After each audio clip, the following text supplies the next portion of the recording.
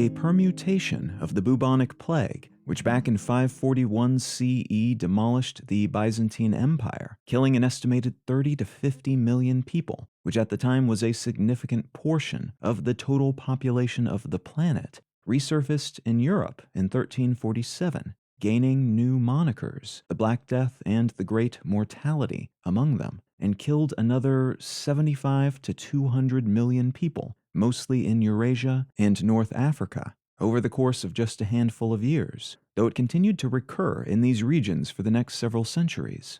The city of London was hit especially hard by these recurrences, experiencing new outbreaks every 10 years or so between 1348 and 1665, with 40 serious outbreaks and a lot of smaller ones recorded during that period. And though the people living during this time didn't have germ theory or even a real concrete sense of why this kept happening, why people kept dying in horrible ways on such a regular basis, they did, mostly through trial and error, figure out that proximity was part of the equation, and thus came up with early versions of quarantine and social distancing. Folks who were coming in from other regions were kept on their ships at port for periods of time, to allow any diseases present in the people manning those ships to run their course before they were allowed ashore. And people who came down with the telltale swollen lymph nodes, or buboes, of the bubonic plague were isolated in their homes, a bale of hay strung up outside to indicate the person living there was sick with this affliction. And if you were infected and moving about in public, you had to carry a white pole so that other people would know and would be able to keep their distance from you. The degree to which this recurring plague was destabilizing, though, even with the slow introduction of these helpful policies, cannot be overstated.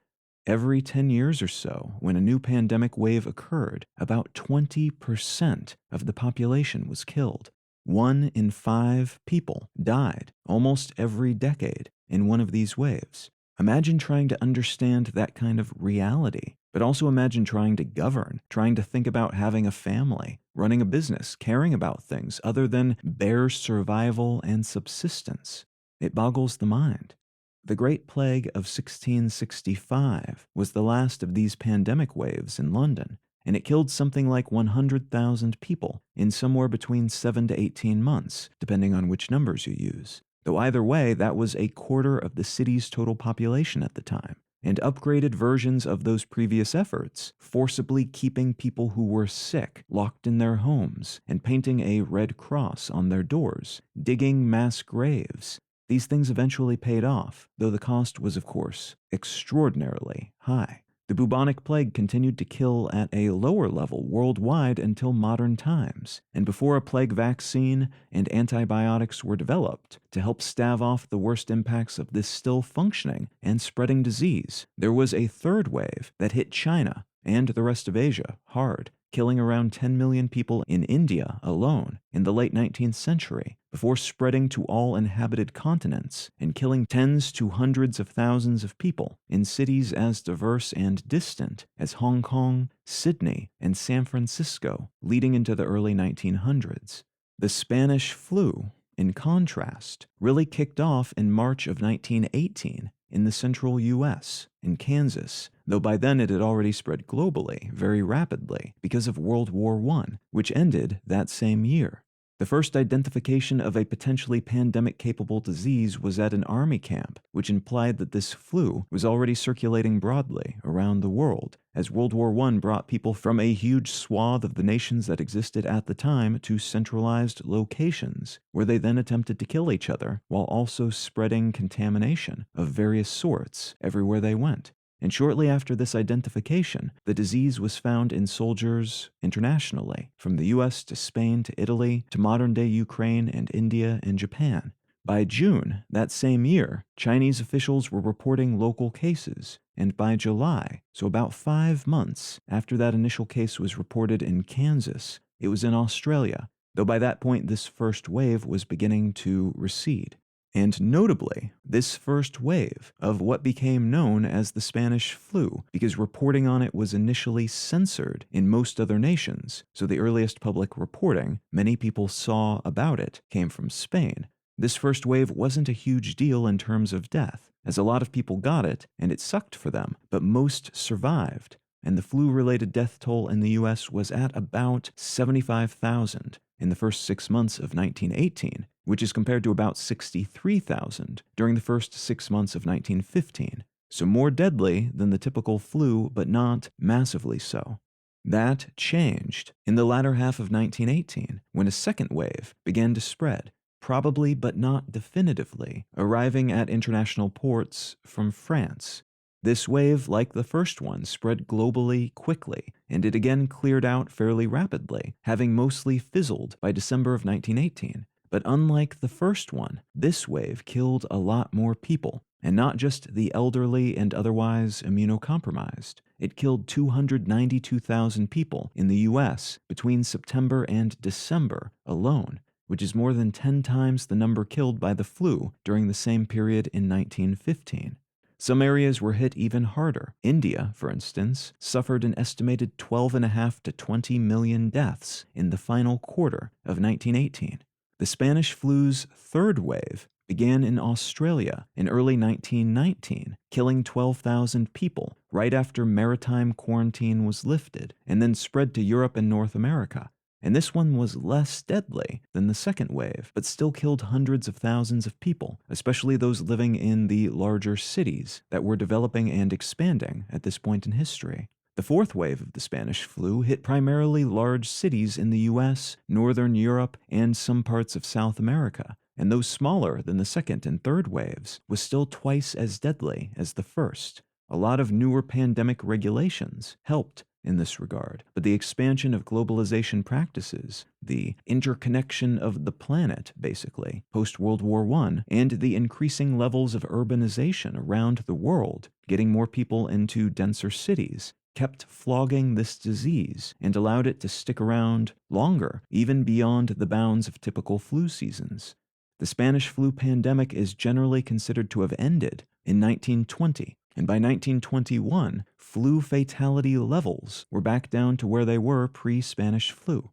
And the generally accepted explanation for why it ended the way it did, after about 18 months and 4 main waves, give or take, is that societies got better at implementing pandemic dampening regulations and norms, like wearing masks and keeping one's distance from sick people, while the disease itself slowly evolved to become more transmissible and less deadly over time. What I'd like to talk about today is our current ongoing COVID-19 pandemic at a moment in which it looks possible we could be moving into a new stage, but at a moment in which what that new stage might look like is still unclear.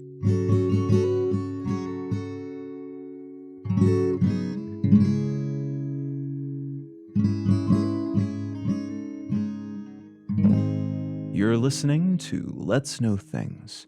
I'm Colin Wright.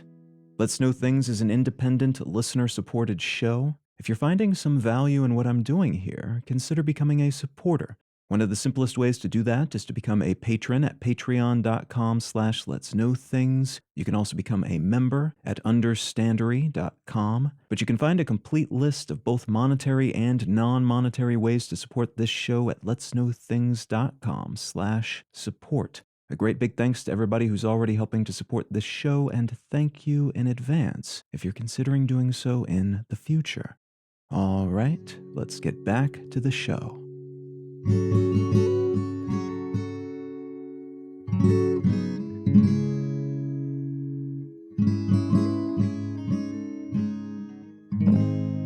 The article I'd like to start with today comes from BBC News, and it's entitled, "Rise in UK Infections Driven by BA.2 Omicron COVID Variant." After nearly 2 years of infection cycles, including one major surge that was catalyzed by what became known as the Delta variant, COVID-19 infections were beginning to trend downward at the tail end of 2021, leading to some optimistic predictions that we might be coming to the end of the main wave of the pandemic, leading into 2022, which could then tip us into an exit from the main body of this sequence into something more manageable and endemic. basically something more akin to what we see with the flu today, where it still comes back regularly, even predictably, and kills some people every year, alongside the discomfort and inconvenience it causes to many more people annually. But it's no longer a deadly pandemic in the way the bubonic plague was in the past, or COVID-19 has been for most of its existence thus far. Unfortunately, this was not to be the case, as a variant of COVID called B.1.1529, which later became known as Omicron, was detected in South Africa in late November 2021 and went on to surge throughout the region at a fairly spectacular rate before spreading internationally, leading some governments to close their borders to flights from the southern part of Africa, only to find that by the time they acted, it was way too late. And the planet is so interconnected that such closures probably would have been ineffective anyway. What happened next was stunning, as the Omicron variant swept across the planet, making previous peak infection levels look laughably small in comparison. It was later determined that Omicron multiplies about 70 times faster than the Delta variant did in the lung airways, but doesn't penetrate as deeply in the lower lung tissue. And that lower lung tissue penetration was part of what made earlier variants more debilitating and deadly. So Omicron infections have been about 91% less fatal than Delta on average, and carry a 51% lower risk of hospitalization. But that higher rate of multiplication in hosts and centralization in the upper portion of hosts' respiratory systems means that Omicron has also been about twice as likely to infect new hosts. People infected with Delta would infect about 4% of the people they came into contact with outside their home, on average, while people infected with Omicron can be expected to infect about 8% of the same. Omicron also showed some resistance to existing immunity in potential new hosts, meaning even if you had previously been infected and had some immunity from that, or if you had received vaccinations, Omicron was still able to set up shop in your body, which is possible with any disease and any strain of COVID, but Omicron had a much higher likelihood of doing so compared to Alpha, the original strain, and Delta, the more deadly strain that came later. Booster shots, thankfully, continue to provide a good degree of protection against infection, even from Omicron, and a very high level of protection against hospitalization and death from all variants. But the numbers across the board have lowered in terms of immunity and protection because of Omicron and its more spread, less death nature. Now, the nice thing, if anything can be said to be a silver lining when we're talking about a disease that is still killing and internally maiming a lot of people worldwide every day, is that Omicron's global tidal wave has left more people with at least some resistance against future infection.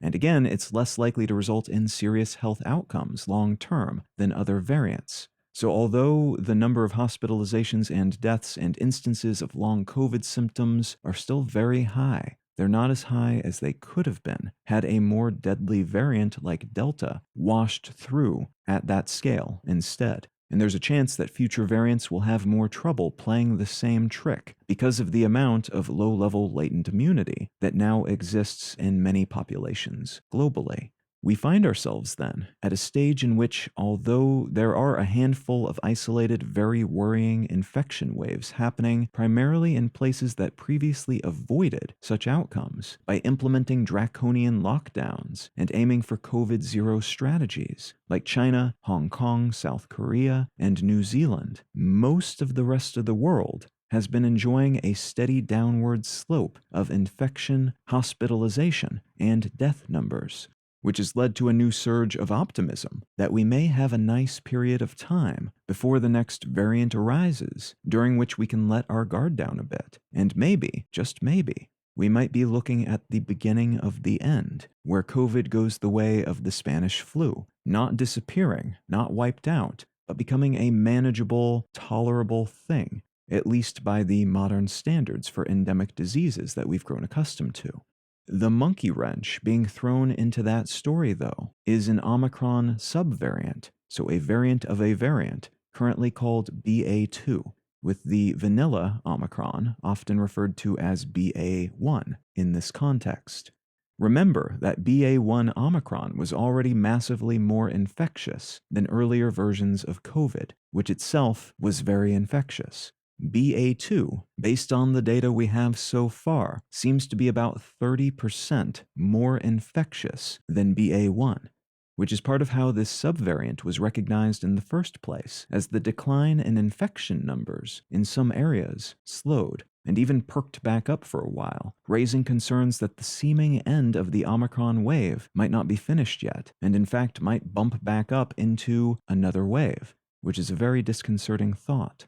As of the day I'm recording this, an estimated 1 in 20 people in the UK are infected, and officials are weighing when and how to deploy a second booster shot, which would mean a fourth vaccine shot in total for older and other at-risk people, before potentially making the same available to everyone to keep slowly declining immunity levels up. Complicating matters, though, are political and bureaucratic tides that are pushing most nations, to some degree or another, toward opening back up and removing a lot of the restrictions and rules and services that have been associated with the pandemic thus far. Said another way, we are looking at a potential new wave led by a sub-variant of a disease that might be more infectious than one of the most infectious diseases we've ever seen, Omicron, which recently infected a significant portion of the total global human population. And because that recent wave has substantially diminished, the political will to keep testing and distributing vaccines and funneling time and money and political activity into the issue of preventing future outbreaks has largely disappeared, or rather it's been redistributed to other concerns. And on its face, this redistribution of time and attention and resources is not a terrible idea.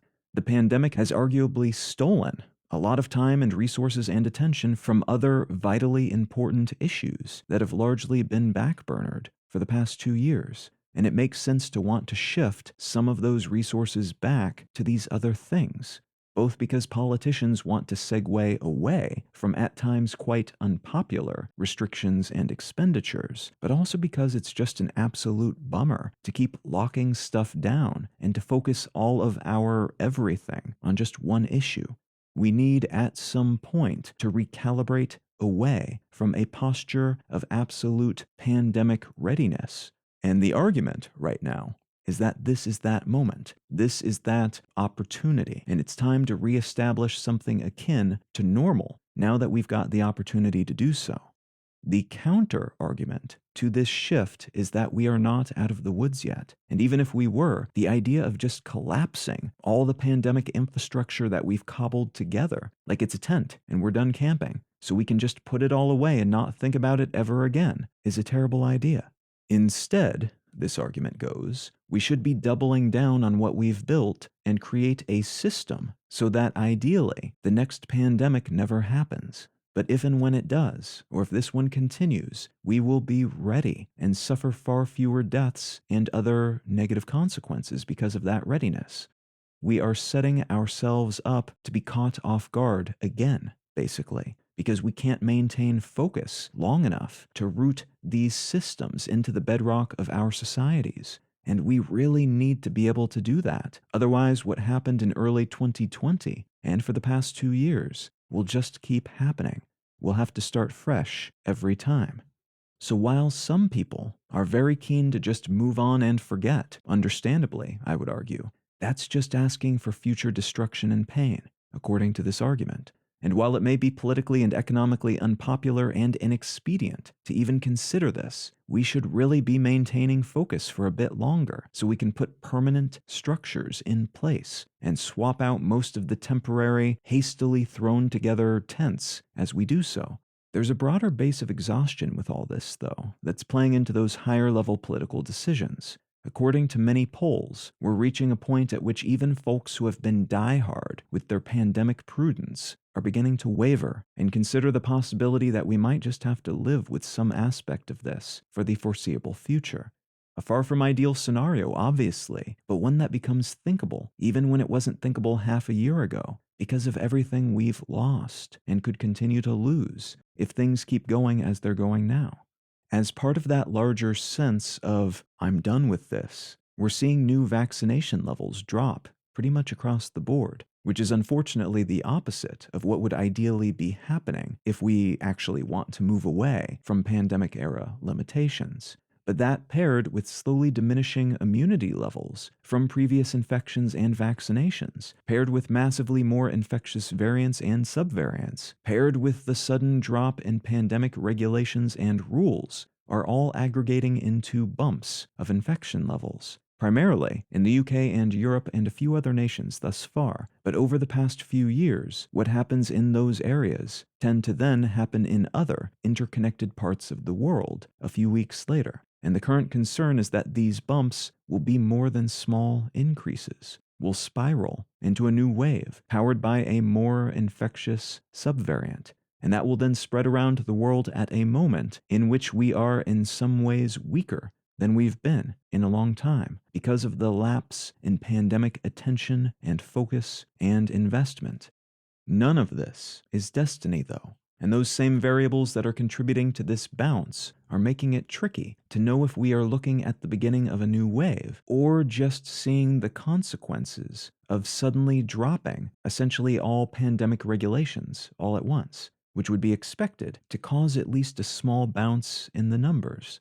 We don't have a good sense of what's causing these new bumps, in other words, so while they could be warning bells heralding a new horrible state of affairs, these numbers could also be nothing, or a very small something that goes away quickly as things settle into a new type of normal with fewer restrictions and a disease that is still present but less front of mind for many of us. As I record this, about 35% of new U.S. COVID cases are caused by the BA.2 subvariant, though U.S. infection numbers are still dropping overall.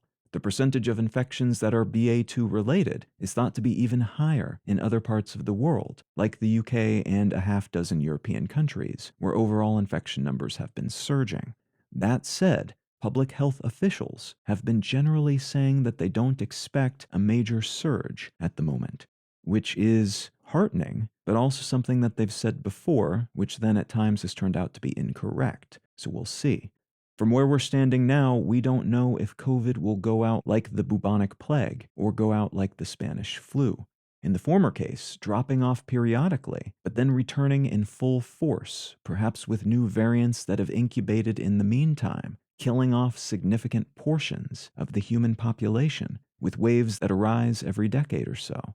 And in the latter case, evolving into something less harmful over time, but sticking around and continuing to menace us at a relatively lower level, essentially forever. Neither case is ideal, but the former, the plague case, is a lot less ideal than the latter, flu case. And unfortunately, there's a good chance that anyone who claims to be able to say which way it will go right now is either deluded or lying. We just don't know enough to be able to say one way or another with any certainty quite yet.